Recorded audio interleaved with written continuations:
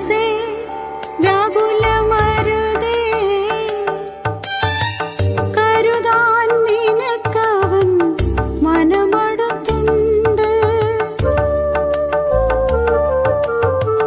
മനസ്സേ വ്യാകുലമരുതേ, കരുതാൻ നിനക്കവൻ മനമടുത്തുണ്ട്. കണ്ണുകൾ കാൺമതില്ല, കാതുകൾ കേൾപ്പതില്ല. കണ്ണുകൾ കാൺമതില്ല, കാതുകൾ കേൾപ്പതില്ല. ഒരു ഹൃദയത്തിലും അത് തോന്നിയിട്ടില്ല. മനസ്സോർക്കുമ്പോൾ പ്രോഗ്രാമിലേക്ക് സ്വാഗതം. ഇന്നത്തെ നമ്മുടെ അതിഥിയായി കടന്നു വന്നിരിക്കുന്നത് തിരുവല്ല ഡിസ്ട്രിക്റ്റിന്റെ ചുമതല വഹിക്കുന്ന PI ബെന്നി പാസ്റ്റർ ഭാര്യ ലീലാമ്മയാണ്. ലീലാമ്മയും കർത്താവ് തന്റെ പ്രവർത്തനത്തിനായിട്ട് വളരെ പ്രയോജനപ്പെടുത്തുന്ന ഒരു വ്യക്തിയാണ്. ഒരു നല്ല വീട്ടമ്മയാണ്.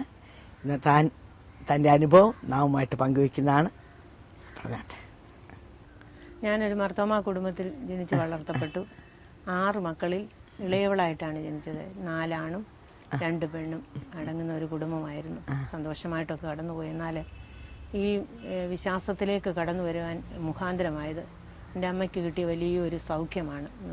പൈശാചികമായ ഒരു ബന്ധനത്തിൽ വളരെയധികം വർഷങ്ങൾ കുടുങ്ങിക്കിടക്കുന്ന ഒരു അനുഭവമായിരുന്നു. ലീലാമ്മയ്ക്ക് എത്ര വയസ്സുണ്ടായിരുന്നു? അപ്പോൾ എനിക്ക് 20 വയസ്സുണ്ട്. ഓക്കെ. അപ്പൊ അമ്മ എത്ര വർഷമായിട്ട് ഇതിൽ കഷ്ടപ്പെട്ടു? അമ്മ ഏതാണ്ട് ഒരു 10-30 വർഷമായിട്ട്. ആണോ? ലീലാമ്മയ്ക്ക് ഓർമ്മ വെച്ചപ്പോ തൊട്ടേ ഇങ്ങനെ ചെറുപ്രായത്തിൽ മുതലേ ഞാനിത് കണ്ട് ആണ് വളരുന്നത്. വളരെ സങ്കടം മനസ്സിന് തോന്നാറുണ്ട്. കാരണം അതുപോലത്തെ ഒരു അവസ്ഥയാണ്. ഈ ശക്തി അമ്മയിലേക്ക് വന്നു കഴിഞ്ഞാൽ പിന്നെ എന്തോ ചെയ്യുന്നതെന്നൊന്നും അറിയത്തില്ല. വളരെ അലർച്ചയും ആൾക്കാരൊക്കെ വീട്ടിൽ വന്ന് കൂടത്തക്ക നിലയിലുള്ള വലിയ ബഹളമായിട്ട് അത് തീരും. എന്നാൽ അതിൽ നിന്നൊരു ഒരു വിടുതലില്ലാതെ ഭാരപ്പെട്ട സന്ദർഭങ്ങളിൽ എന്ത് ചെയ്യണമെന്നറിയാതെ പിതാവ് പലയിടങ്ങളിൽ നേർച്ചകളും കാഴ്ചകളും ഒക്കെ കൊടുക്കുവാൻ അമ്പലങ്ങളിലും പള്ളികളിലും ഒക്കെ കടന്നുപോയി വളരെയധികം നേർച്ചകളും കാഴ്ചകളും ഒക്കെ കൊടുത്തു. കാരണം ഇതിൽ നിന്നൊരു ശമനം കിട്ടണം. നല്ല തൽക്കാലത്തേക്കുള്ളൊരു ശമനം മാത്രമേ ഉണ്ടായിരുന്നുള്ളൂ. നാളുകളായിട്ട് ഭവനത്തെ ബന്ധിച്ചു വെച്ച ഒരു അനുഭവമായിരുന്നു. ചില അവകാശങ്ങൾ പിശാചിന് പറയത്തക്ക നിലയിൽ അവിടെ ഉണ്ടായിരുന്നു. അതുകൊണ്ടാണ് ഇത് വിട്ടുമാറാതെ ഇങ്ങനെ നിന്നത്. എന്നാൽ ഒരു ഓണത്തിന്റെ ദിവസമാണ് എൻ്റെ അമ്മയ്ക്ക് അതിൽ നിന്നൊരു മോചനം. കുടുംബമായിരുന്നല്ലോ. അപ്പം പ്രാർത്ഥിക്കൊന്നും ചെയ്യത്തില്ലായിരുന്നു? പ്രാർത്ഥനയൊക്കെ ഉണ്ടെങ്കിലും ഇങ്ങനെ ദൈവത്തിന്റെ ഒരു പ്രവൃത്തി കാണുമെന്ന് അവർക്ക് അറിയത്തില്ലായിരിക്കും. അതുകൊണ്ട് ഞങ്ങളൊക്കെ അന്ന് വളർന്നത് നമുക്ക് എന്ത് ചെയ്യണമെന്ന് അറിയത്തില്ലായിരുന്നു. എന്നാൽ ആ സന്ദർഭത്തിൽ ഒരു ഓണത്തിന്റെ ഒരു ദിവസമാണ് പ്രത്യേകമായി ഞങ്ങളുടെ ജീവിതത്തിൽ മറക്കാനാവാത്തൊരു ദിവസമാക്കി ദൈവം അത് തീർത്തത്. രാവിലെ ഒരു 10-10:30 ആയപ്പോഴത്തേക്ക് വളരെയധികം വിഷമം തുടങ്ങി. ആദ്യമായിട്ട് ഇതിന്റെ ആരംഭം എന്ന് പറയുന്നത് അമ്മയ്ക്കൊരു വല്ലാഴിക പോലെ ഇങ്ങനെ വരും. എനിക്കൊന്ന് കിടക്കണമെന്ന് പറയും, മൂടിപ്പോയി കിടക്കും. പിന്നെ ഭരിക്കുന്നത് മുഴുവൻ ഈ അന്ധകാര ശക്തിയാണ്. പിന്നെ അമ്മയല്ല, മുഖം നമുക്ക് കാണുമ്പോൾ തന്നെ അറിയാം വളരെയധികം അതിന്റെ ശക്തിക്ക് അടിമപ്പെട്ട അനുഭവങ്ങളായിരുന്നു. ഒരു മാസത്തിൽ എത്ര പ്രാവശ്യം ഇങ്ങനെ വരുമായിരുന്നു? മനസ്സ് വിഷമിക്കാൻ പാടില്ല. അമ്മയെ പറ്റി ആരും ഒന്നും പറയാൻ പാടില്ല. പിന്നെ ഈ നേർച്ച എല്ലാ മാസവും കൊടുക്കുന്ന ആ നേർച്ച സമയത്ത് കൊടുത്തില്ലെങ്കിൽ അത് ഇങ്ങനെ എവിടാ നിങ്ങൾ നേർച്ച കൊടുത്തോണ്ടിരുന്നേ? ഒരു അമ്പലത്തിലാണ്. ഓക്കെ. ഒരു സ്വാമി വന്ന് അത് മേടിച്ചോണ്ട് പോകും. നമുക്ക് വേറെ ഒന്നും അറിയണ്ട.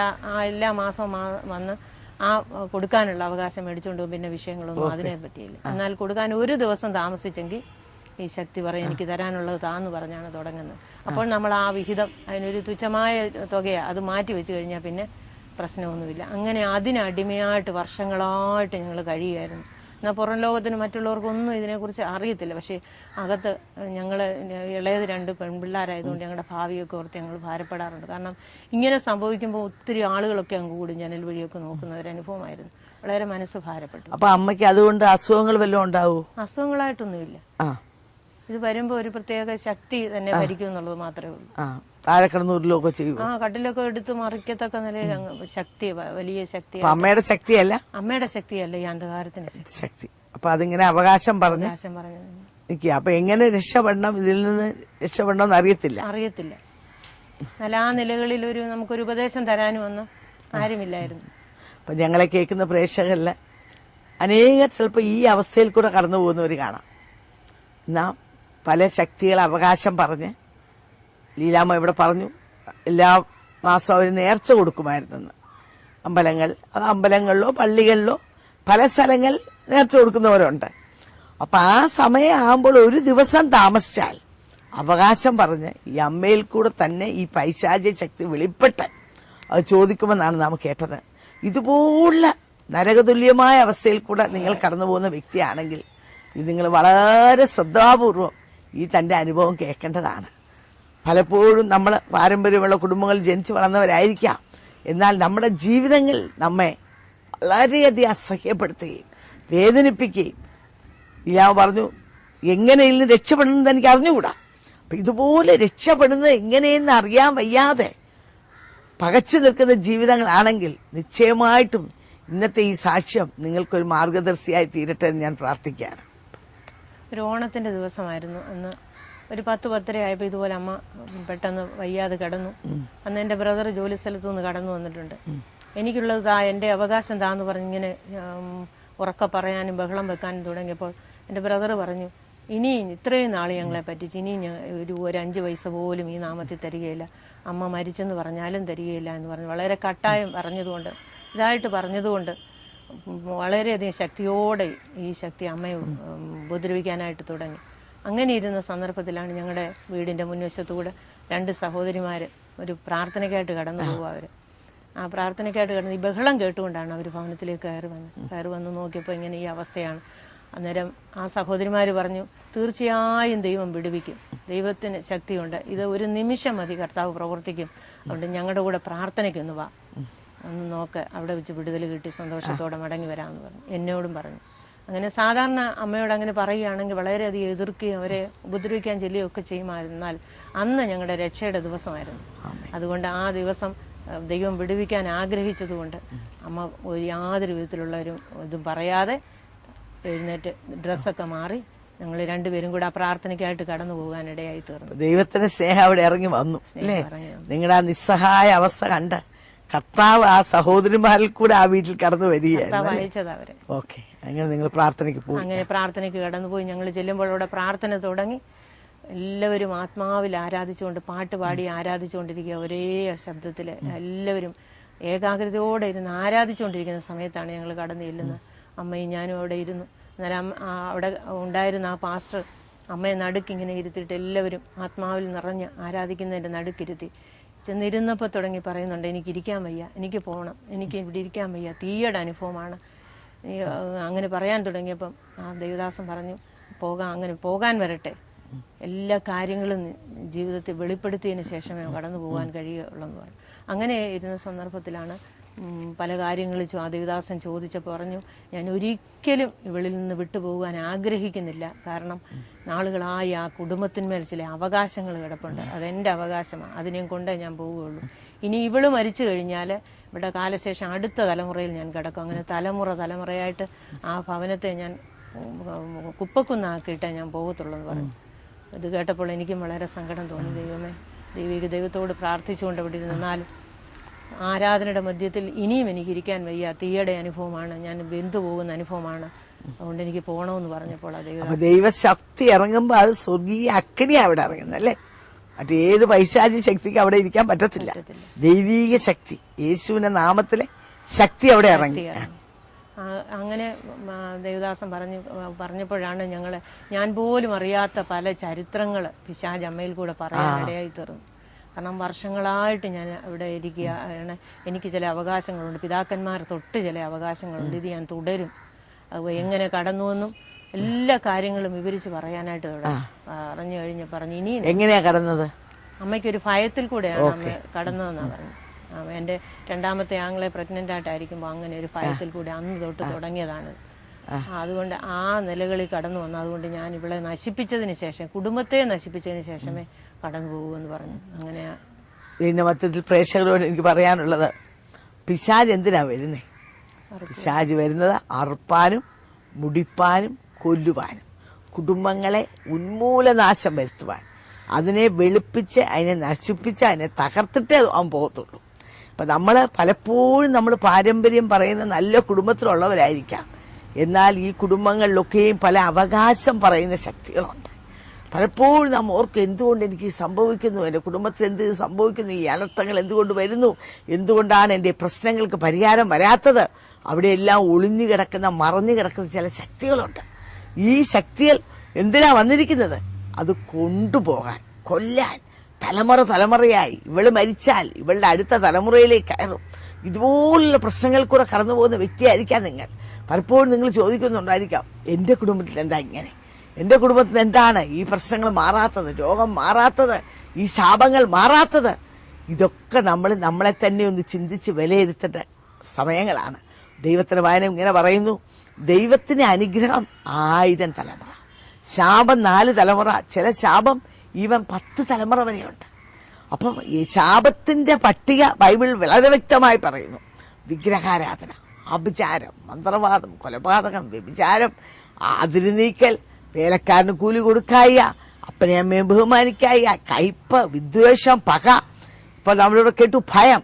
ഇങ്ങനെയുള്ള ഓരോന്നും പിശാചിന് നാം തുറന്നു കൊടുക്കുന്ന വാതിലാണ്.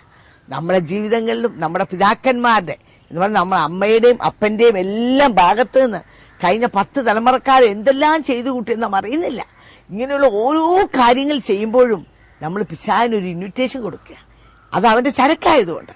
അങ്ങനെയാണെങ്കിൽ ഓവർ ദ ഇയേഴ്സ്, വർഷങ്ങളായി അനേക അവകാശങ്ങൾ, അനേക ഇൻവിറ്റേഷൻ അവന്റെ കയ്യിലുണ്ട്. അതുള്ള വ്യക്തിക്ക് നമ്മുടെ ജീവിതത്തിൽ, നമ്മുടെ കുടുംബത്തിൽ കടന്നു വരുവാനുള്ള അവകാശമുണ്ട്, ലീഗൽ റൈറ്റ് ഉണ്ട്. കടന്നു വരുന്ന എന്തിനാണ്? നാം കേട്ടതുപോലെ അറുപ്പാനും മുടിപ്പാനും കൊല്ലാനും, സമാധാനത്തെ, സന്തോഷത്തെ, ഐശ്വര്യത്തെ, കുടുംബജീവിതത്തെ, ഐക്യതയെ, സ്നേഹത്തെ, കുഞ്ഞുങ്ങളുടെ തലമുറയെ, കുഞ്ഞുങ്ങളുടെ ഭാവി, കുഞ്ഞുങ്ങളുടെ വിദ്യാഭ്യാസം, നമ്മുടെ സാമ്പത്തികം, ബിസിനസ്, ഇതിനെല്ലാം തകർത്ത് മുടിച്ച് നമ്മളെ നശിപ്പിക്കുക. അപ്പോൾ നിങ്ങൾ ചോദിക്കുക, അതിനെന്ത് ചെയ്യണം? എന്റെ ഭാഷയിൽ പറഞ്ഞ ഇൻവിറ്റേഷൻ എല്ലാം നമ്മളൊന്ന് കീറിക്കളയണം. അതെങ്ങനെ കീറിക്കളയും? By confession. നിങ്ങൾ രക്ഷിക്കപ്പെട്ട വ്യക്തിയായിരിക്കാം, രക്ഷിക്കപ്പെട്ട ശേഷവും നിങ്ങൾ ഈ പ്രശ്നങ്ങൾ അഭിമുഖീകരിക്കുന്നുണ്ടായിരിക്കാം. രക്ഷിക്കപ്പെടുമ്പോൾ നാം നമ്മുടെ പാപങ്ങൾ ഏറ്റു പറയുന്നത്, ശാപങ്ങൾ പലപ്പോഴും നാം ഏറ്റു പറയാറില്ല. യേശു നമ്മുടെ പാപത്തെയും ശാപത്തെയും രോഗത്തെയും ക്രൂശിന്മേൽ വഹിച്ചു. പാപം ഏറ്റു പറഞ്ഞതുകൊണ്ട് പാപം മോചിക്കപ്പെട്ടു. ശാപം നാം ഏറ്റു പറയുമ്പോൾ ശാപത്തിൽ നമുക്ക് വിമുക്തി ലഭിക്കുക. അപ്പൊ ചോദിക്കാം, യേശു എന്റെ ശാപത്തിന് വേണ്ടി മരിച്ചല്ലോ. ശാപത്തിന് വേണ്ടി മരിച്ചതുകൊണ്ട് മാത്രമാണ് നാം അത് ഏറ്റു പറയുമ്പോൾ നമുക്ക് അതിന്മേൽ വിടുതൽ ലഭിക്കുന്നത്. നിശ്ചയമായി നിങ്ങളത് ഏറ്റു പറയുമെങ്കിൽ ഞാൻ അനേക ജീവിതങ്ങളുടെ വിടുതൽ ഈ നാളുകൾ കണ്ടുകൊണ്ടിരിക്കുക. ഇതിനെക്കുറിച്ചൊരു പുസ്തകം തന്നെ എഴുതിയിട്ടുണ്ട്, better than the weapons of വാർ എന്നാണ് അതിന്റെ ഇംഗ്ലീഷ്. മലയാളം പോരിന്റെ ആയുധങ്ങളെക്കാൾ മികവുള്ളത്. അതിനകത്ത് ഈ കാര്യങ്ങളെല്ലാം വളരെ വ്യക്തമായി പറഞ്ഞിട്ടുണ്ട്. നിങ്ങൾക്ക് അത് ആവശ്യമാണെങ്കിൽ ഞങ്ങളുടെ അഡ്രസ്സിൽ നിങ്ങൾ ആവശ്യപ്പെട്ടാൽ ഞങ്ങൾ നിങ്ങൾക്ക് അയച്ചു തരും.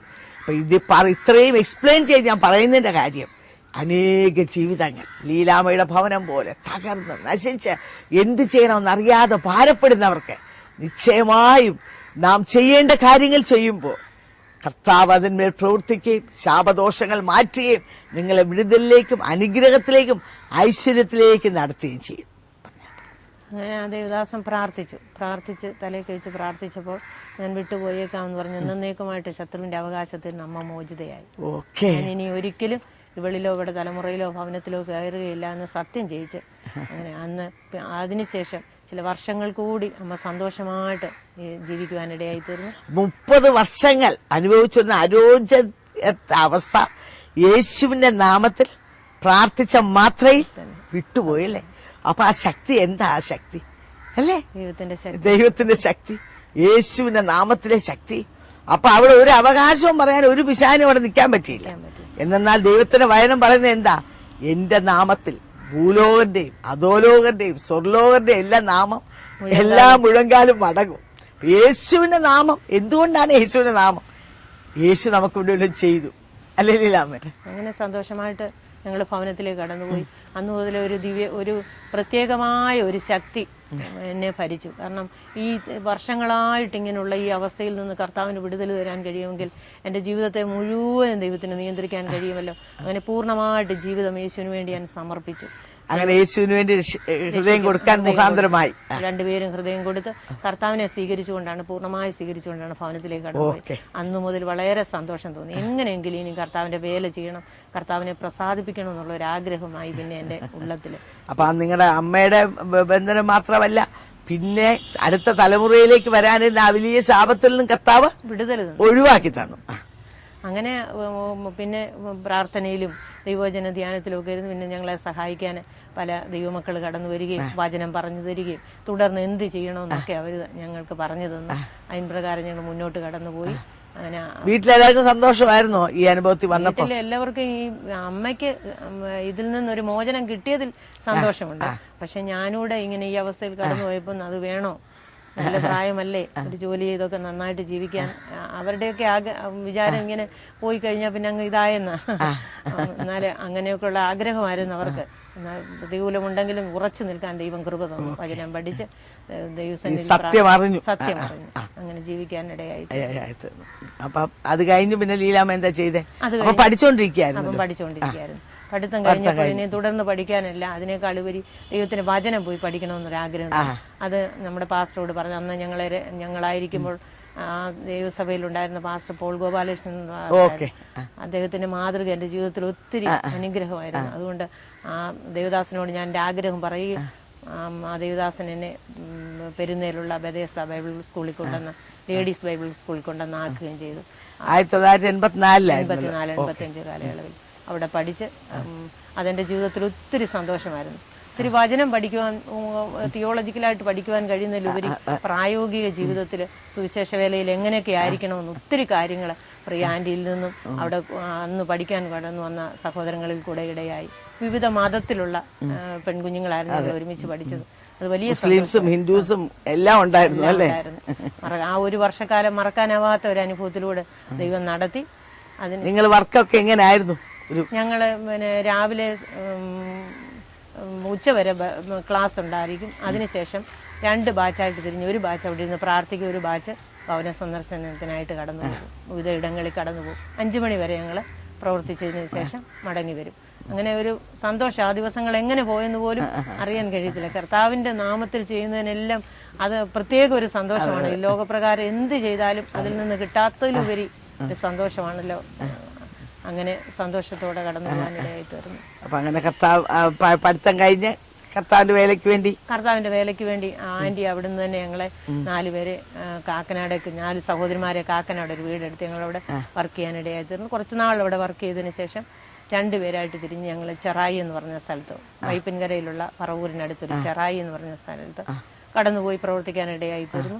അതൊക്കെ ജീവിതത്തിൽ ഒത്തിരി അനുഭവങ്ങളാണ്. ഒന്നും അയവിറക്കാനും ഓർക്കാനും, ഇത്രയും പ്രായമായെങ്കിലും ആ അവസ്ഥകളൊക്കെ ഞാൻ പലപ്പോഴും ചിന്തിച്ച് ദൈവസന്നിധി സന്തോഷിക്കാറുണ്ട്. ഞങ്ങൾ രാവിലെ എഴുന്നേറ്റ് എന്തെങ്കിലും അത്യാവശ്യ കാര്യങ്ങൾ ചെയ്തതിന് ശേഷം 10 മണിയാകുമ്പോഴേക്ക് ഭവന സന്ദർശനത്തിനായിട്ട് ട്രാക്റ്റുമായിട്ട് കടന്നു പോകും.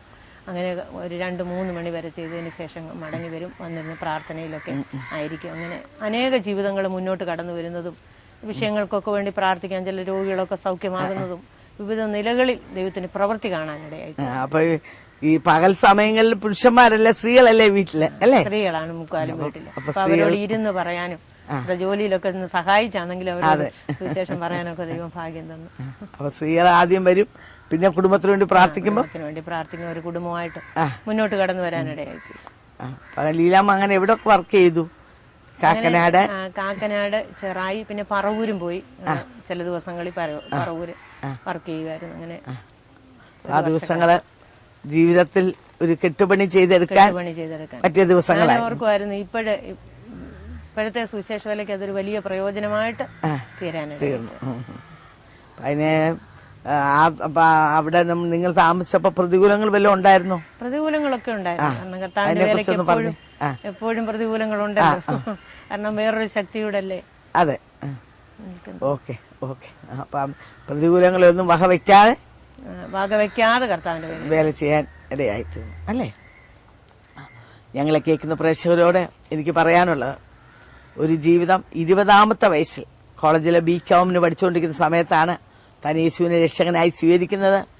തന്റെ ജീവിതത്തിൽ തന്നെ കണ്ണുകൊണ്ട് കണ്ട് യേശുവിന്റെ നാമത്തിലെ ആ ശക്തി എപ്രകാരം വർഷങ്ങളായി കെട്ടിയിട്ടിരുന്ന കെട്ടുകളെ അഴിച്ചു കളയാൻ പര്യാപ്തമാണെന്ന് മനസ്സിലാക്കിയത് കൊണ്ടാണ് യേശുവിനെ അനുഗമിക്കാനായിട്ട് ലീലാമ്മ ഇറങ്ങി തിരിച്ചത്. തന്റെ ജീവിതത്തിൽ തന്റെ സഹോദരന്മാരൊക്കെ തനിക്ക് പ്രതികൂലമായി നിന്നെങ്കിൽ പോലും കർത്താവിന്റെ വേലയ്ക്ക് മുൻതൂക്കം കൊടുത്തുകൊണ്ടാണ് താൻ കർത്താവ് ദൈവത്തിന്റെ വചനം പഠിക്കുവാനും കർത്താവിന്റെ വേലയ്ക്ക് വേണ്ടി ഇറങ്ങി. സഹോദരിമാരൊക്കെ ചെയ്യാൻ മടിക്കുന്ന ഒന്നാണ്. ഞങ്ങള് ആ കാലയളവിൽ സഹോദരിമാരെ ഇങ്ങനെ ഒരു വർഷം ഈ ട്രെയിനിങ്ങിൽ കൂടെ കടത്തി വിട്ടിട്ട് അവർ ഈരണ്ടായിട്ട് വീടുകൾ വാടകയ്ക്കെടുത്ത് ഇവരെ കൊണ്ട് താമസിപ്പിക്കുമായിരുന്നു. എന്ന് പറഞ്ഞാൽ കള്ളുഷാപ്പും ഒക്കെ വളരെ അടുത്തുള്ള സ്ഥലങ്ങളിലാണ് ഈ പെൺകുട്ടികൾ ധൈര്യസമേതം പോയി കർത്താവിന്റെ വേല ചെയ്യാനായിട്ട്. അവരുടെ സമർപ്പണമാണ് അതിനുവേണ്ടി അവരെ ഉത്സാഹിപ്പിച്ച്. എന്നാൽ കർത്താവിന്റെ വേല എന്ന് നാം പറയുമ്പോൾ അതിനോളം വലിയ മാറ്റുള്ള മറ്റൊന്നുമില്ല. ഒരാത്മാവിന്റെ വില സർവ്വലോകത്തെക്കാൾ വിലയേറിയതാണ്. ഇങ്ങനെയുള്ള ജീവിതങ്ങളെ വല്ലവിധേനയും തീയിൽ നിന്ന് വലിച്ചെടുത്ത് ആ സ്വർഗ സൗഭാഗ്യത്തിലേക്ക് നയിക്കുക എന്നുള്ള ആ ഉത്തരവാദിത്തോടു കൂടിയാണ് ഈ പെൺകുട്ടികൾ പോലും കർത്താവിന് വേണ്ടി ഇറങ്ങി തിരിച്ചത്. ഇതുപോലെ അനേക സഹോദരിമാരെ ഈ ബൈബിൾ സ്കൂളിൽ കൂടെ ഒക്കെ പഠിച്ച് അവരെ ട്രെയിൻ ചെയ്ത് അവരെ പല സ്ഥലങ്ങളിൽ അയച്ച് അവരിതുപോലെ പോയി പുരുഷന്മാർക്ക് പോലും കയറി ചെല്ലാൻ കഴിയാത്ത അനേക സ്ഥാനങ്ങളിൽ ഈ സ്ത്രീകൾ ഈ ദൈവസ്നേഹത്താൽ നിറയപ്പെട്ടവരായി കടന്നുപോയി ഈ പ്രവർത്തനം ചെയ്യുവാൻ അവർക്കിടയായിട്ടുണ്ട്. ഞങ്ങളെ കേൾക്കുന്നവര് ഇതുപോലെ പല വിശ്വാസികൾ യേശുവിനെ രക്ഷകനായി സ്വീകരിച്ചവരൊക്കെ എന്നെ കേൾക്കുന്നുണ്ടായിരിക്കാം. നമുക്കെല്ലാം കർത്താവ് ഒരു വലിയ ദൗത്യം തന്നിട്ടുണ്ട്. നാം രക്ഷിക്കപ്പെട്ടു, നാം സ്വർഗത്തിൽ പോകാൻ അങ്ങനെ ടേക്ക് ഓഫിന് റെഡിയായിട്ടിരിക്കുക മാത്രമല്ല. ദൈവത്തിന് നാം ഇങ്ങനെ വായിക്കുന്നു, യെശയ്യാവ് 61 കുരുട്ട് കണ്ണുകളെ തുറക്കുവാൻ ഞാൻ നിങ്ങളെ അഭിഷേകം ചെയ്തിരിക്കുന്നു. അനേക കുരുട്ട് കണ്ണുകൾ സത്യമറിയാത്തവരായി ഓരോ മിനിറ്റും നരകത്തിന്റെ തീക്കകത്ത് വീണുകൊണ്ടിരിക്കുക. ഈ സമയവും വീണുകൊണ്ടിരിക്കുക. അവര് സത്യം അറിയുന്നില്ല. അവരെ ആ തീയിൽ നിന്ന് വലിച്ചു കയറ്റി ആ സ്വർഗീയ സൗഭാഗ്യത്തിലേക്ക് എത്തിക്കുക എന്നുള്ള വലിയ ദൗത്യമാണ് യേശുവിനെ രക്ഷകനായി സ്വീകരിച്ച ഓരോ വ്യക്തികൾക്കും. നമ്മൾ പലപ്പോഴും ചിന്തിക്കും പുരോഹിതന്മാരോ പാസ്റ്റർമാരോ ഒക്കെ അത് ചെയ്തോട്ടെ. അങ്ങനല്ല, ഒരിക്കലും അങ്ങനെയല്ല. നാം ഈ ഒരു ദൈവപൈതലാണെങ്കിൽ നമുക്കെല്ലാവർക്കും കർത്താവ് ഈ ദൗത്യം തന്നിരിക്കുക. നമ്മുടെ ചുറ്റുപാടുമുള്ള ജീവിതങ്ങളെ ഈ സത്യം അറിയിക്കുക എന്ന് പറഞ്ഞാൽ ആരെയും മതം മാറ്റാനല്ല, മനം മാറ്റുവാന്, യേശു ജീവിതങ്ങൾ കടന്നു വരുവാന്, യേശു ജീവിതങ്ങളെ രൂപാന്തരപ്പെടുത്തുവാന്, ഇതുപോലെ പൈശാചിക ബന്ധത്തിലായിരിക്കുന്ന ജീവിതങ്ങൾ വിടുതൽ പ്രാപിക്കാന്, ഇതിനു വേണ്ടി ഒരു വലിയ ദൗത്യത്തിന് വേണ്ടി കർത്താവ് നമ്മളെ വിളിച്ചിരിക്കുന്നത്. ഇതുപോലെ ഇതുവരെയും യേശുവിനെ കണ്ടുമുട്ടാത്ത ആരെങ്കിലും ഞങ്ങളെ ശ്രവിക്കുന്നുണ്ടെങ്കിൽ ഞാൻ നിങ്ങളെ അതിനുവേണ്ടി ആഹ്വാനം ചെയ്യുക. നിങ്ങൾ അതിനുവേണ്ടി വേറെ ഒന്നും ചെയ്യണ്ട. യേശു ഇന്നും ജീവിക്കുന്നു. യേശു ഇന്നും പാപികളെ രക്ഷിക്കുന്നു, രോഗിയെ സൗഖ്യമാക്കുന്നു, പൈശാചിക ബന്ധത്തിൽ ജീവിതങ്ങളെ വിടുവിക്കുന്നു. അതിനുള്ള ഒരു വലിയ സാക്ഷ്യമാണ് നമ്മളിവിടെ കേട്ടുകൊണ്ടിരുന്നത്. ഒരു ക്രിസ്തീയ കുടുംബത്തിൽ ജനിച്ചു വളർന്നിട്ടും പൈശാചിന്റെ ഉരുക്കും മുഷ്ടിയിൽ അമർന്നുകൊണ്ടിരുന്ന ഒരു കുടുംബം, ഒരു വ്യക്തി ജീവിതം. നിശ്ചയമായും നിങ്ങൾ യേശുവിനെ സ്വീകരിക്കുമെങ്കിൽ ഈ പ്രശ്നങ്ങളിൽ നിന്നൊക്കെ നിങ്ങളെ വിടുവിച്ച് ഉദ്ധരിച്ച് ഇവിടെയും നിങ്ങൾക്ക് സമാധാനവും സന്തോഷവും വരുവാനുള്ള ജീവിതത്തിൽ ഒരു നിത്യജീവനും പ്രദാനം ചെയ്യുവാൻ അവൻ നിങ്ങളെ ആഹ്വാനം ചെയ്യുക. അതിനുവേണ്ടി നിങ്ങൾ വേറെ ഒന്നും ചെയ്യണ്ട. നിങ്ങളായിരിക്കുന്ന സ്ഥാനത്ത് നിങ്ങളുടെ സമീപേ അവിടെ ഇപ്പൊ യേശു നിൽപ്പട്ടെ. അവനോട് ഒരു വാക്ക് പ്രാർത്ഥിക്കൂ, യേശുവേ ഞാനൊരു പാപിയാണ്. നാം നല്ല പാരമ്പര്യത്തിൽ ജനിച്ച വ്യക്തിയായിരിക്കാം, എന്നാൽ ഇതുവരെയും യേശു നിങ്ങളുടെ ഹൃദയത്തിൽ വന്നിട്ടില്ല എങ്കിൽ അവൻ നിങ്ങളുടെ ബുദ്ധിയിൽ മാത്രമേ ഉള്ളൂ. അന്നെന്നും മരിച്ചെന്നും പോയെന്നും ഒക്കെ നിങ്ങൾക്കറിയാം.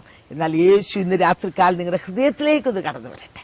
യേശുവേ അവിടുത്തെ രക്തത്താൽ എന്നെ കഴുകണമേ, എന്റെ ഹൃദയത്തിലേക്ക് കടന്നു വരണമേ, എന്നെയും നിന്റെ പൈതലാക്കി തീർക്കണമേ എന്നൊരു വാക്ക് പ്രാർത്ഥിക്കൂ. ഈ സമയം നിങ്ങളെ തന്റെ പൈതലാക്കി തീർത്ത് നിങ്ങളുടെ ജീവിതത്തിൽ സമാധാനവും സന്തോഷവും തന്ന് നിങ്ങളെ ജയോത്സവമായി നടത്തുവാൻ നിങ്ങളെ ആഹ്വാനം ചെയ്യുന്ന യേശുവിലേക്ക് നിങ്ങളെ ക്ഷണിച്ചുകൊണ്ട് എന്റെ വാക്കിൽ നിന്ന് വിരമിച്ചു. സ്വർഗം തികച്ചും യാഥാർത്ഥ്യം എന്നുള്ള ഈ പുസ്തകം നിങ്ങളെ പരിചയപ്പെടുത്തുന്ന എനിക്ക് വളരെ സന്തോഷമുണ്ട്. ചില നാളുകൾക്ക് മുമ്പ് ഈ ബുക്ക് ഞാനൊന്ന് ഇൻട്രൊഡ്യൂസ് ചെയ്തതാണ്. ഇത് ചൂനാൻ എന്ന് പറയുന്ന ഒരു ബുദ്ധിസ്റ്റ് ലേഡി ക്രിസ്തുവിനെ കണ്ടുമുട്ടി അതിനുശേഷം തനിക്കുണ്ടായ യേശുവിനുമായി വളരെ അടുത്ത ബന്ധത്തിലായ തന്റെ ജീവിതത്തിൽ തനിക്കുണ്ടായ അനുഭവങ്ങൾ 17 പ്രാവശ്യം താൻ സ്വർഗത്തിലും 2 പ്രാവശ്യം നരകവും തന്റെ ആത്മശരീരം പോയി കാണുവാൻ ഇടയായി തീർന്നു. ആ അനുഭവങ്ങളാണ് ഈ പുസ്തകത്തിൽ പങ്കുവച്ചിരിക്കുന്നത്. ഇംഗ്ലീഷിൽ നിന്ന് ഹെവൻ ഈസ് സോ റിയൽ എന്നുള്ള ആ ബുക്ക് മലയാളത്തിലേക്ക് തർജ്ജമ ചെയ്യുവാൻ തമിഴിലേക്കും ഒക്കെ തർജ്ജമ ചെയ്യാനുള്ള ഭാഗ്യം എനിക്ക് ലഭിച്ചു. ഞങ്ങളുടെ അഡ്രസ്സിൽ നിങ്ങളെ അല്ലെങ്കിൽ ഞങ്ങളുടെ കോൺടാക്ട് നമ്പറിൽ ഞങ്ങളെ കോൺടാക്ട് ചെയ്താൽ നിങ്ങൾക്ക് ഈ പുസ്തകം അയച്ചു തരുന്നതായിരിക്കും. അതുപോലെ തന്നെ ഞാൻ എഴുതിയ മറ്റൊരു പുസ്തകമാണ് പോരിന്റെ ആയുധങ്ങളെക്കാൾ മികവുള്ളത്. ഇത് 38 വർഷങ്ങളിലുള്ള എൻ്റെ ജീവിതത്തിലെ അനുഭവങ്ങൾ, അനേക രോഗികൾക്ക് സൗഖ്യം, അനേക ഭൂതങ്ങൾ വിട്ടുപോവുക, ദൈവിക പ്രവൃത്തി പല നിലകളിൽ നടന്ന അനുഭവങ്ങളാണ് ഈ പുസ്തകത്തിലുള്ളത്. അതുപോലെ തന്നെ ഈ പുസ്തകവും ആയിരങ്ങൾക്ക് കഴിഞ്ഞ ഒരു വർഷത്തോടകം അനുഗ്രഹമായി തീർന്നു. ഇതിവിടെ ഇന്ത്യയിൽ മാത്രമല്ല, ഇത് മലയാളത്തിലും ഇംഗ്ലീഷിലും ഉണ്ട്. Better than the weapons of വാർ എന്നാണ് ഇംഗ്ലീഷിലെ ആ ബുക്കിന്റെ പേര്. ഇത് ഓസ്ട്രേലിയ, കാനഡ, ഇംഗ്ലണ്ട്, അമേരിക്ക രാജ്യങ്ങളിലൊക്കെ ചൂടപ്പം പോലെ കഴിഞ്ഞ നാളിൽ പോവുകയുണ്ടായി. ആയിരക്കണക്കിന് കോപ്പീസ് പോയി കഴിഞ്ഞു. അപ്പം എന്നെ ഈ പ്രോഗ്രാം ശ്രവിക്കുന്ന പ്രേക്ഷകർക്കും എന്നെ അവസരം ഞാൻ തരികയാണ്. നിശ്ചയമായി നിങ്ങൾ കോൺടാക്ട് ചെയ്താൽ ഞങ്ങൾ ഈ പുസ്തകം അയച്ചു തരുന്നതായിരിക്കും.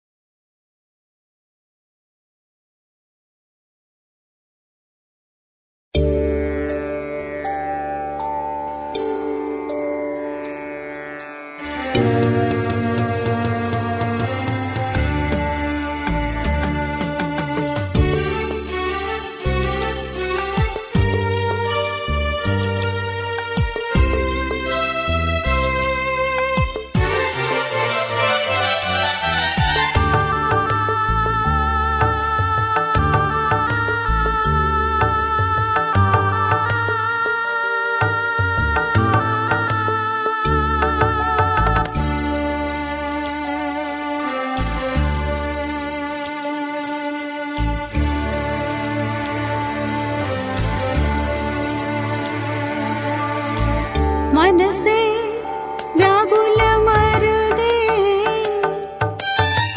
കരുതാൻ നിനക്കവൻ മനമടുത്തുണ്ട്. മനസ്സേ വ്യാകുലമരുതേ, കരുതാൻ നിനക്കവൻ മനമടുത്തുണ്ട്. കണ്ണുകൾ കാൺമതില്ല, കാതുകൾ കേൾപ്പതില്ല.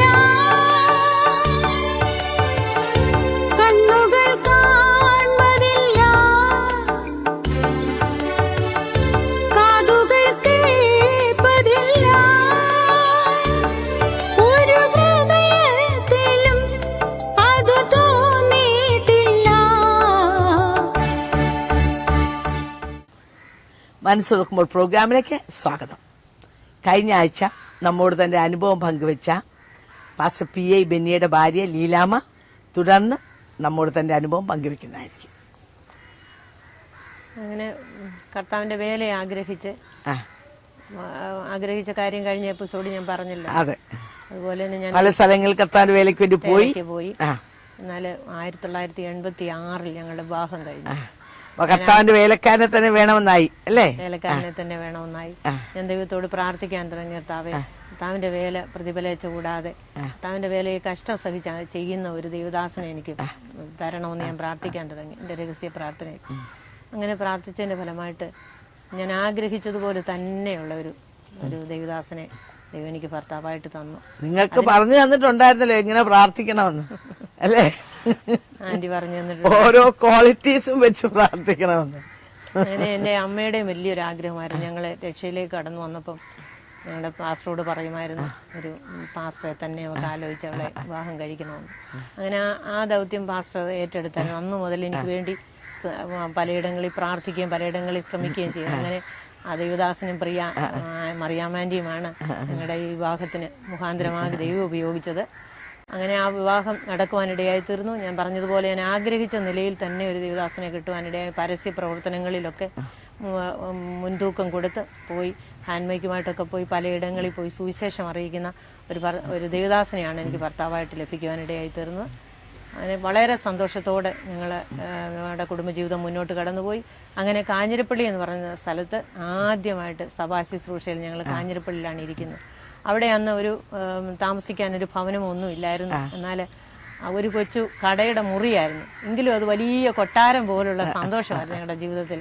കാരണം രണ്ടുപേരും ഒരേപോലെ കർത്താവിന്റെ വേല ആഗ്രഹിക്കുകയും അതുപോലെ സമർപ്പിക്കപ്പെട്ടതായതുകൊണ്ട് ഞങ്ങൾക്ക് അതിനകത്ത് ഒരു ഭാരവും തോന്നിയില്ല, പിറുപിറുക്കാതെ. അതിനുള്ള സന്തോഷം വേറെ ഒന്നുമില്ല. അങ്ങനെ കർത്താവ് ഞങ്ങളെ കുറിച്ച് എന്താഗ്രഹിക്കുന്നു അതിന് പ്രകാരം മുന്നോട്ട് പോകണമെന്നായിരുന്നു ആഗ്രഹം. അതുപോലെ ദൈവം നടത്തി. എന്നാല് കർത്താവിന്റെ വേലയായതുകൊണ്ട് പല വിധത്തിലുള്ള പ്രതികൂലങ്ങളും ഉണ്ട്, പല ഭീഷണികളൊക്കെ അന്ന് നേരിടേണ്ടി വന്നു. എന്നാൽ അതിന്റെ മധ്യത്തിലെല്ലാം പിടിച്ചു നിൽക്കാൻ കർത്താവ് കൃപ തന്നു. കർത്താവിന്റെ കൃപ മാത്രമാണ് അങ്ങനെ നിർത്തിയത്.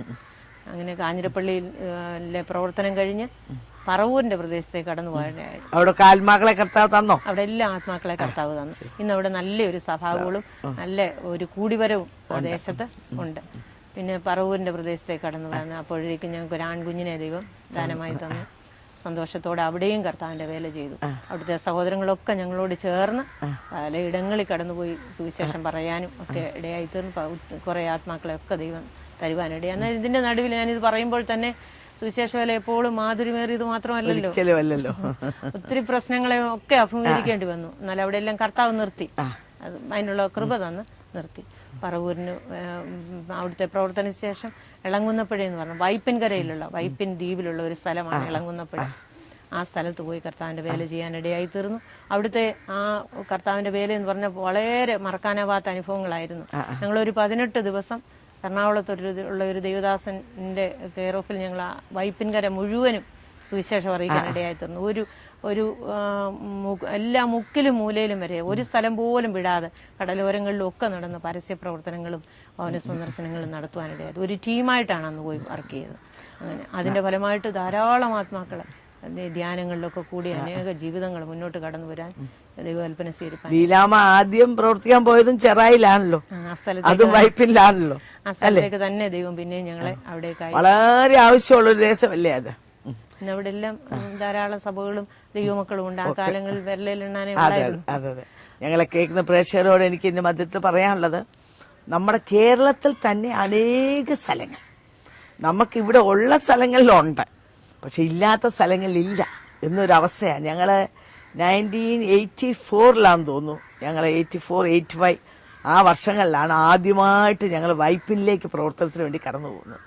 ഏതാണ്ട് 1 കിലോമീറ്റർ വീതിയും 28 കിലോമീറ്റർ നീളവും, ഇങ്ങേയറ്റം മാലിപ്പുറം പുതുവൈപ്പ്, അങ്ങേയറ്റം വടക്കമ്പറവൂര്, അങ്ങനെ 28 കിലോമീറ്റർ നീണ്ടു നിൽക്കുന്ന ആ സ്ഥലത്ത് അന്നത്തെ ജനസംഖ്യ ഏതാണ്ട് 10 ലക്ഷത്തടുത്തായിരുന്നു. ഇതുപോലെ തിങ്ങി ജനനിബിഡമായി. എന്നാൽ ഒരു സഭാ ഹോള് പോലും ആ ദേശത്തില്ലായിരുന്നു. ഞങ്ങൾ അവിടെ പോയി പ്രവർത്തിച്ച ആദ്യത്തെ സഭാ ഹോള് ഇളങ്ങുന്നപ്പോഴാന്ന് പറഞ്ഞ സ്ഥലത്താണ് അത് പണിയാനിടയായി തീർന്നത്. അതിനു മുമ്പ് 1985 ലീലാമേ വേറെ ജനറ്റ് എന്ന് പറഞ്ഞ ഒരു സഹോദരിയും കൂടെ ചെറായി എന്ന് പറഞ്ഞ സ്ഥലത്ത് കൊണ്ട് ഒരു കൊച്ചു വീട് വാടകയ്ക്കെടുത്ത് പ്രവർത്തനം ആരംഭിക്കുന്നത്.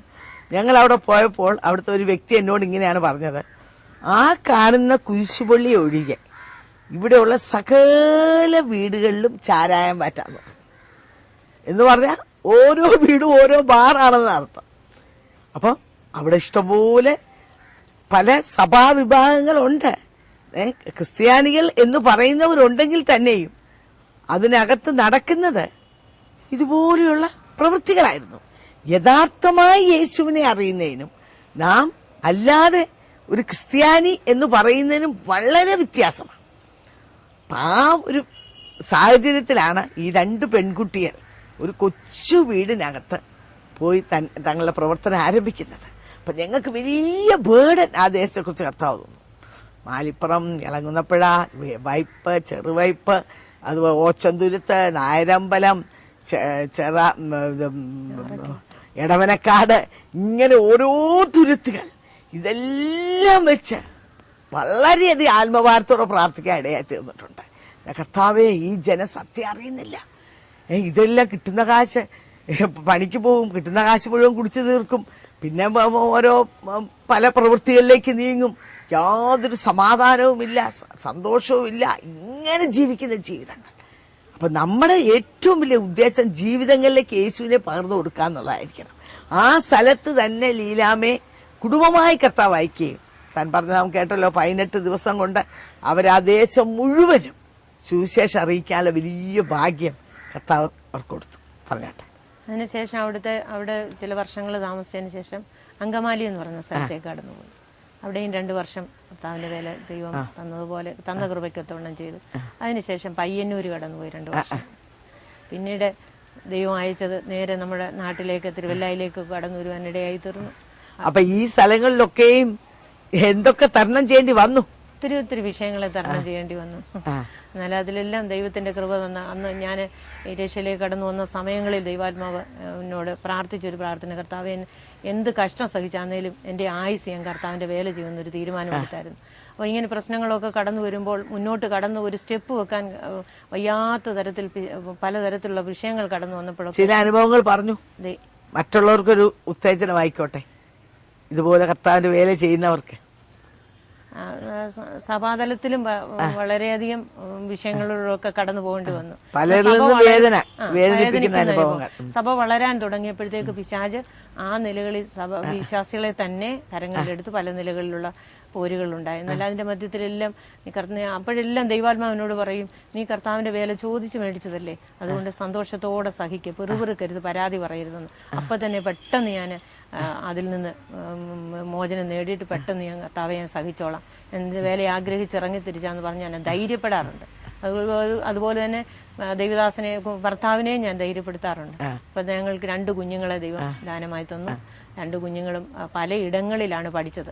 ഓരോ സഭകളിലും മാറി പോകുമ്പോൾ കുഞ്ഞുങ്ങളുടെ പഠിത്തത്തിലൊക്കെ ബുദ്ധിമുട്ടുണ്ടെന്ന് പലരും ഞങ്ങളോട് ചോദിച്ചു. ഇങ്ങനെ ആയാൽ കുഞ്ഞുങ്ങളുടെ ഭാവി എന്തായിത്തീരും എന്നൊക്കെ ചോദിച്ച് അനുഭവങ്ങളുണ്ട്. എന്നാൽ കർത്താവ് ഇതെല്ലാം നോക്കിക്കൊള്ളൂ എന്നുള്ളൊരു വാചകം മാത്രമേ ഞങ്ങൾക്ക് പറയാനുള്ളൂ.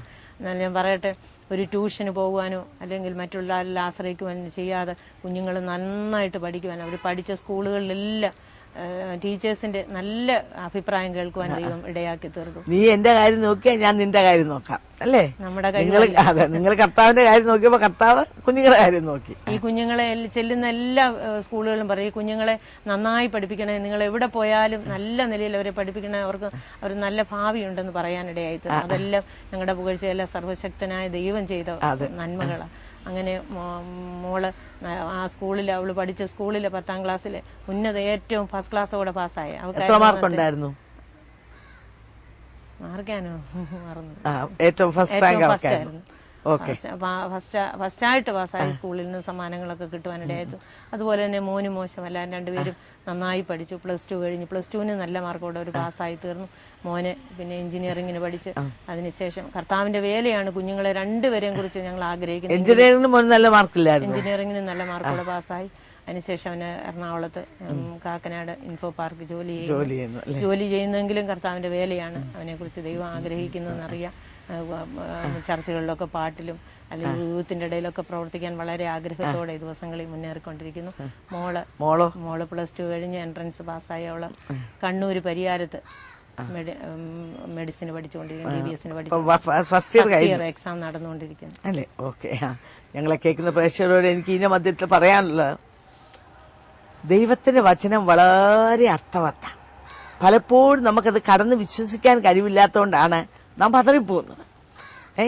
ഏതോ 7 or 8 സ്കൂളുകളിൽ ആ കുഞ്ഞുങ്ങൾ പഠിച്ചു എന്ന് പറഞ്ഞാൽ ഓരോ സ്ഥലത്ത് പോകുമ്പോഴും ട്രാൻസ്ഫർ ആവും, മാറിപ്പോയി.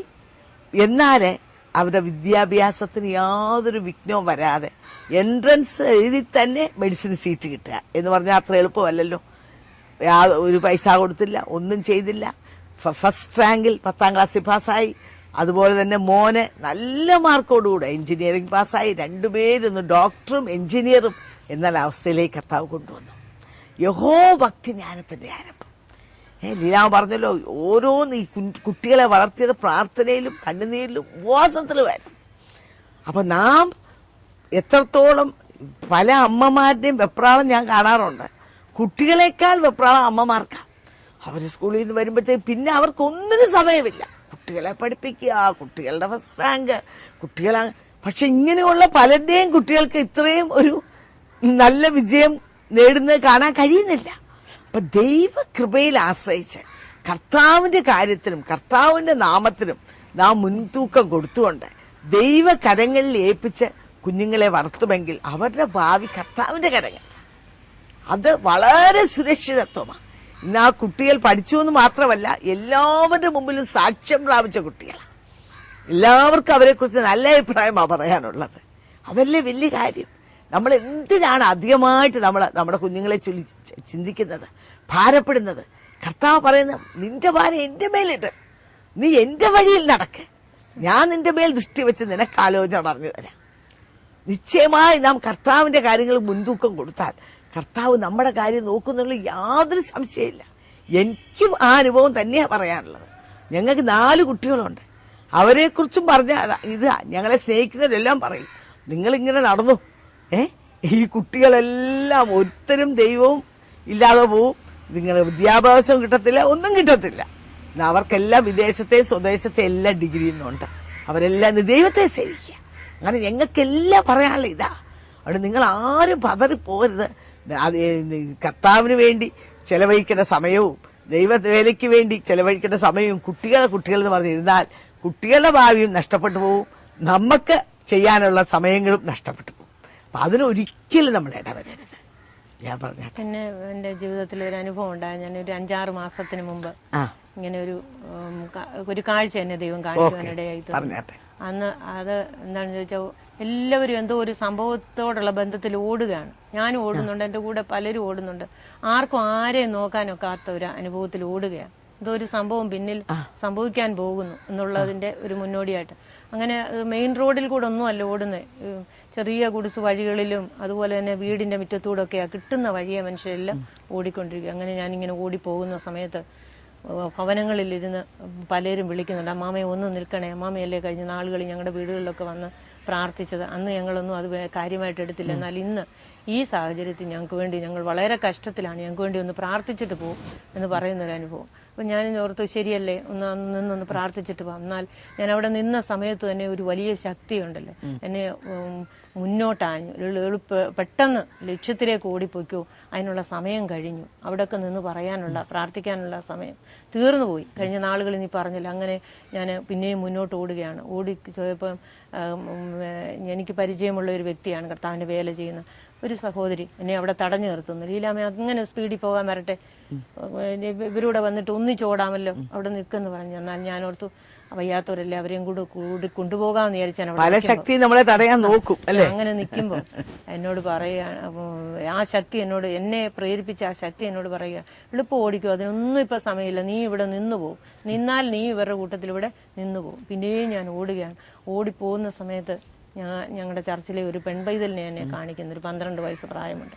അവള് പറഞ്ഞു, പാസ്റ്റർ ആന്റി ഓടല്ലേ, ഞാനിവിടെ വരുന്നു, എനിക്ക് ഒട്ടും നടക്കാമോ, എൻ്റെ അമ്മയെ കാണാനുമില്ല, അതുകൊണ്ട് എന്നെ കൂടെ കൊണ്ടുപോകണമെന്ന് പറഞ്ഞു. ഞാൻ ആ കുഞ്ഞിനെ എടുത്ത് എൻ്റെ തോളി വെച്ച് ഞാനിങ്ങനെ അവളെ എടുത്തുകൊണ്ട് ഓടി കുറച്ചങ്ങോട്ട് പോയി കഴിഞ്ഞപ്പോൾ എനിക്ക് ഒരു സ്റ്റെപ്പ് പോലും വെക്കാൻ കഴിയുന്നില്ല.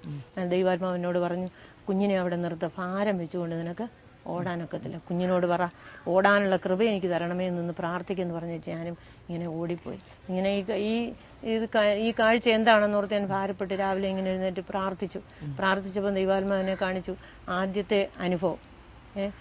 ഒരു കാലത്ത് അവസരം ലഭിച്ചു, അവസരം നഷ്ടമാക്കിയവർക്ക് അവരുടെ സമയം തീർന്നുപോയി. അതുകൊണ്ട് ഇനി കിട്ടത്തില്ല. നമ്മൾ ലക്ഷ്യത്തിലേക്ക് ഓടാനായിട്ട് ശ്രമിക്കുക. രണ്ടാമത് തടസ്സങ്ങൾ പലതുണ്ട് നിർത്തുന്നത്. വിശ്വാസികൾ എന്ന് പറയുന്നവർ പോലും വരട്ടെ, ഇത്രയും വേണോ എന്ന് ചോദിക്കുന്ന ഒരു അനുഭവം.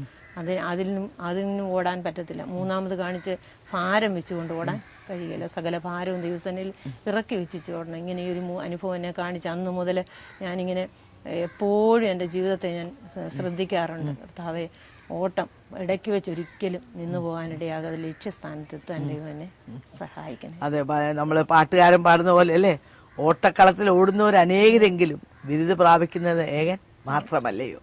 അപ്പം ഈ ലോകത്തിൽ ഓട്ടക്കളത്തിൽ ഓടുന്നവർ പലതിനും വർജനം ആചരിച്ച് ഓടുന്നു. അവർക്ക് കിട്ടുന്നത് ബൈബിൾ പറയുന്നതിനാ വാടുന്ന കിരീടം. പക്ഷെ നമ്മുടെ ഓട്ടക്കളത്തിൽ നമ്മൾ ഓടുമ്പോൾ നമുക്ക് ലഭിക്കുന്നത് വാടാത്ത കിരീടം.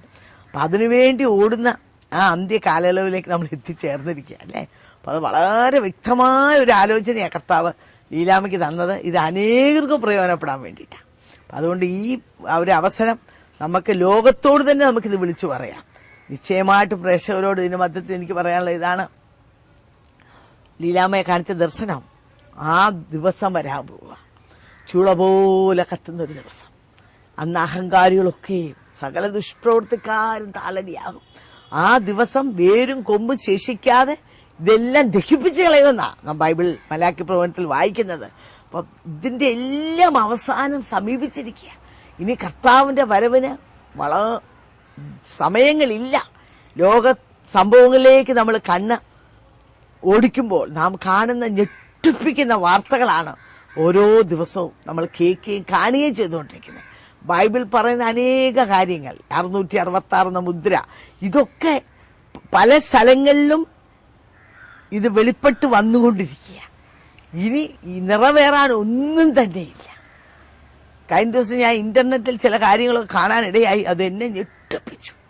ഞാനോർത്ത് കർത്താവേ, പലതും നമ്മൾ പരസ്യമായിട്ട് അറിയുന്നില്ലെങ്കിൽ ഈ 10 രാജ്യങ്ങൾ അതിന്റെ എല്ലാം വന്നു കഴിഞ്ഞു. അമേരിക്ക പോലുള്ള രാജ്യങ്ങൾക്ക് സംഭവിക്കാൻ പോകുന്ന വലിയ അനർത്ഥങ്ങൾ, അതുപോലെ ലോകരാഷ്ട്രങ്ങൾ സംഭവിക്കാൻ പോകുന്ന കാര്യങ്ങൾ എല്ലാം ദൈവത്തിന്റെ പരിശുദ്ധാത്മാവ് വർഷങ്ങളായി വെളിപ്പെടുത്തുന്ന കാര്യങ്ങൾ ഇന്നത് സംഭവിക്കാൻ തുടങ്ങിക്കഴിഞ്ഞിരിക്കുക. യഥാർത്ഥമായി ദൈവവചനം മനസ്സിലാക്കുന്ന, ദൈവികമായി വെളിപ്പാട് പ്രാപിച്ച ഒരു ദൈവപൈതലിന് കണ്ണുയർത്തി നോക്കുമ്പോൾ ഇതൊക്കെ വ്യക്തമായി കാണാൻ കഴിയും.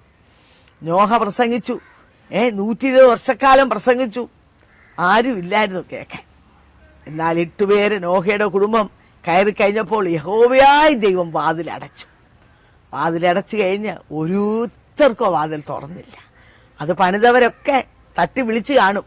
നോഹയായിരുന്നെങ്കിൽ മനസ്സലിഞ്ഞ് തുറന്നേനെയും. പക്ഷെ യഹോവയായി ദൈവം വാതിലടച്ചു എന്ന് പറഞ്ഞതുപോലെ ഈ അന്ത്യനാളുകളിൽ കൃപയുടെ വാതിൽ അടയാനുള്ള സമയമായി. കൃപയുടെ വാതിൽ അടഞ്ഞു കഴിഞ്ഞാൽ പിന്നെ ആരുടെ അടുത്ത് നിന്ന് വചനം പറഞ്ഞു കൊടുക്കാൻ നമുക്ക് ഒക്കത്തില്ല.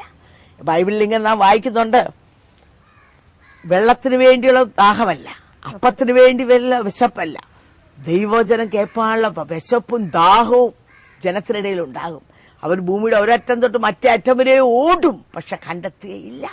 താൻ പ്രാപിച്ച വെളിപ്പാടിൽ അതാണ് കണ്ടത്. പലരും തന്നെ വിളിക്കുക. ഇന്ന് നാം അനേക വീടുകൾ കയറി ഇറങ്ങുന്നു, പലരോട് ഈ സുവിശേഷം പറയുന്നു, ആർക്കും കേൾക്കാൻ നേരമില്ല. ചിലർ പട്ടി അയച്ചു വിട്ടെന്നിരിക്കും, ചിലര് നിങ്ങൾക്ക് വേറെ പണിയില്ലെങ്കിൽ നിങ്ങൾ പോ.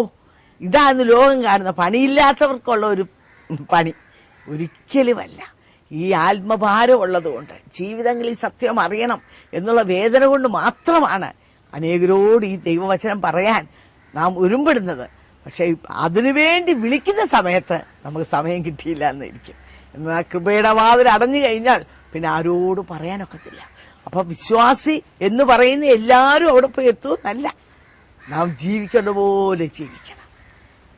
ദൈവത്തിന്റെ വചനത്തിലെ പത്യോപദേശപ്രകാരം ജീവിച്ച് കർത്താവ് വരുന്ന ഒരു സഭയെ എടുക്കാനാ.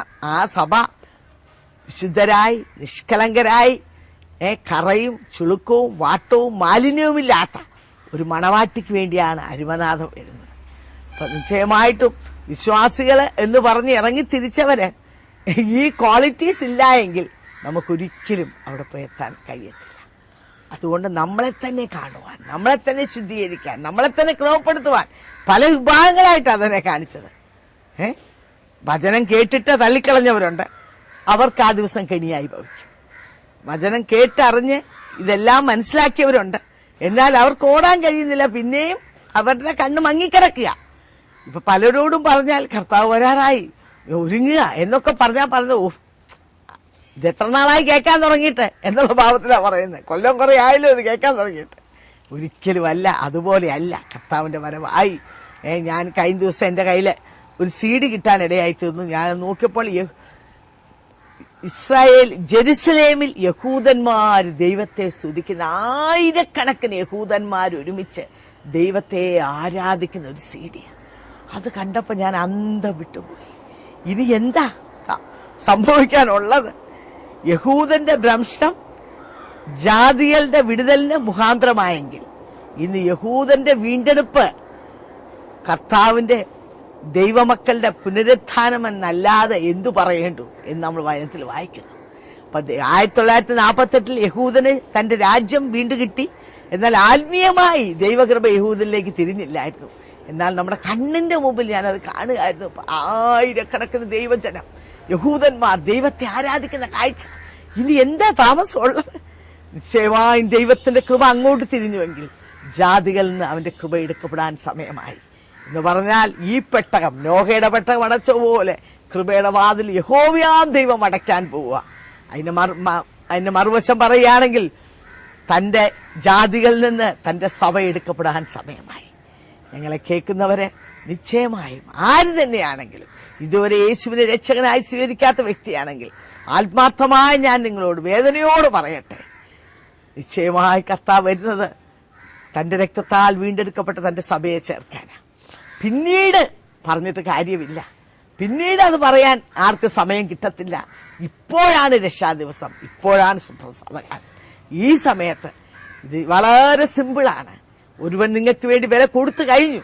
ആ യേശുവിനെ നിങ്ങളുടെ ഹൃദയത്തിൽ സ്വീകരിക്കൂ, അവന്റെ പൈതലായി തീരൂ. നിങ്ങൾ എപ്പോഴും ദൈവ പൈതലാണെങ്കിൽ കർത്താവിന്റെ വരവിന് വേണ്ടി നിങ്ങളെ തന്നെ ക്രമീകരിക്കൂ, നിങ്ങളെ തന്നെ ഒരുക്കൂ. അതിനുവേണ്ടി ദൈവം നിങ്ങളെ സഹായിക്കട്ടെ എന്ന് പ്രാർത്ഥിച്ചുകൊണ്ട് എന്റെ വാക്കിൽ സ്വർഗം തികച്ചും യാഥാർത്ഥ്യം എന്നുള്ള ഈ പുസ്തകം നിങ്ങളെ പരിചയപ്പെടുത്തുന്നതിൽ എനിക്ക് വളരെ സന്തോഷമുണ്ട്. ചില നാളുകൾക്ക് മുമ്പ് ഈ ബുക്ക് ഞാനൊന്ന് ഇൻട്രൊഡ്യൂസ് ചെയ്തതാണ്. ഇത് ചൂനാൻ എന്ന് പറയുന്ന ഒരു ബുദ്ധിസ്റ്റ് ലേഡി ക്രിസ്തുവിനെ കണ്ടുമുട്ടി. അതിനുശേഷം തനിക്കുണ്ടായ യേശുവിനുമായി വളരെ അടുത്ത ബന്ധത്തിലായ തന്റെ ജീവിതത്തിൽ തനിക്കുണ്ടായ അനുഭവങ്ങൾ 17 പ്രാവശ്യം താൻ സ്വർഗത്തിലും 2 പ്രാവശ്യം നരകവും തന്റെ ആത്മശരീരം പോയി കാണുവാൻ ഇടയായി തീർന്നു. ആ അനുഭവങ്ങളാണ് ഈ പുസ്തകത്തിൽ പങ്കുവച്ചിരിക്കുന്നത്. ഇംഗ്ലീഷിൽ നിന്ന് ഹെവൻ ഈസ് സോ റിയൽ എന്നുള്ള ആ ബുക്ക് മലയാളത്തിലേക്ക് തർജ്ജമ ചെയ്യുവാൻ, തമിഴിലേക്കും ഒക്കെ തർജ്ജമ ചെയ്യാനുള്ള ഭാഗ്യം എനിക്ക് ലഭിച്ചു. ഇന്ന് 8000-ൽ പരം കോപ്പീസ് തമിഴ് പോയി കഴിഞ്ഞു, 7000-ൽ പരം കോപ്പീസ് മലയാളം പോയി കഴിഞ്ഞു. ഇതിനകത്ത് ഇങ്ങനെയാണ് എഴുതിയിരിക്കുന്നത്: ജീവിക്കുന്ന ക്രിസ്തുവിനെ കണ്ടതും നരകം കണ്ടതും സ്വർഗത്തിലൂടെ നടന്നതുമായ അത്ഭുതാവഹമായ അനുഭവങ്ങൾ ചു തോമസ് പങ്കുവയ്ക്കുന്നു. വളരെ വിലയേറിയൊരു പുസ്തകമാണ്. ഇത് വായിച്ച അനേകം തമിഴ്നാട്ടിൽ നിന്നും കേരളത്തിന്റെ വിവിധ ഭാഗങ്ങളിൽ നിന്ന് വിളിച്ച് വളരെ താങ്ക് ചെയ്യാനിടയായി. ആന്റി, അത് ആന്റി മലയാളത്തിൽ ട്രാൻസ്ലേറ്റ് ചെയ്തുകൊണ്ട് അല്ലെ തമിഴിൽ ചെയ്തുകൊണ്ടല്ലേ ഞങ്ങൾക്ക് വായിക്കാൻ ഒത്തത് എന്ന് പറഞ്ഞ് അവരുടെ ജീവിതത്തെ തന്നെ ആകെ രൂപാന്തരപ്പെടുത്തിയെന്ന് പറയാൻ ഇടയായിത്തീർന്നു. നിങ്ങൾക്കും ഇത് വായിക്കാൻ ഒരു സുവർണ അവസരമാണ്. ഞങ്ങളുടെ അഡ്രസ്സിൽ അല്ലെങ്കിൽ ഞങ്ങളുടെ കോൺടാക്ട് നമ്പറിൽ ഞങ്ങളെ കോൺടാക്ട് ചെയ്താൽ നിങ്ങൾക്ക് ഈ പുസ്തകം അയച്ചു തരുന്നതായിരിക്കും. അതുപോലെ തന്നെ ഞാൻ എഴുതിയ മറ്റൊരു പുസ്തകമാണ് പോരിന്റെ ആയുധങ്ങളെക്കാൾ മികവുള്ളത്. ഇത് 38 വർഷങ്ങളിലുള്ള എൻ്റെ ജീവിതത്തിലെ അനുഭവങ്ങൾ, അനേക രോഗികൾക്ക് സൗഖ്യം, അനേക ഭൂതങ്ങൾ വിട്ടുപോവുക, ദൈവിക പ്രവൃത്തി പല നിലകളിൽ നടന്ന അനുഭവങ്ങളാണ് ഈ പുസ്തകത്തിലുള്ളത്. അതുപോലെ തന്നെ ഈ പുസ്തകവും ആയിരങ്ങൾക്ക് കഴിഞ്ഞ ഒരു വർഷത്തോടകം അനുഗ്രഹമായി തീർന്നു. ഇതിവിടെ ഇന്ത്യയിൽ മാത്രമല്ല, ഇത് മലയാളത്തിലും ഇംഗ്ലീഷിലും ഉണ്ട്. Better than the weapons of വാർ എന്നാണ് ഇംഗ്ലീഷിലെ ആ ബുക്കിന്റെ പേര്. ഇത് ഓസ്ട്രേലിയ, കാനഡ, ഇംഗ്ലണ്ട്, അമേരിക്ക രാജ്യങ്ങളിലൊക്കെ ചൂടപ്പം പോലെ കഴിഞ്ഞ നാളിൽ പോവുകയുണ്ടായി. ആയിരക്കണക്കിന് കോപ്പീസ് പോയി കഴിഞ്ഞു. അപ്പം എന്നെ ഈ പ്രോഗ്രാം ശ്രവിക്കുന്ന പ്രേക്ഷകർക്കും അവസരം ഞാൻ തരികയാണ്. നിശ്ചയമായി നിങ്ങൾ കോൺടാക്ട് ചെയ്താൽ ഞങ്ങൾ ഈ പുസ്തകം അയച്ചു തരുന്നതായിരിക്കും.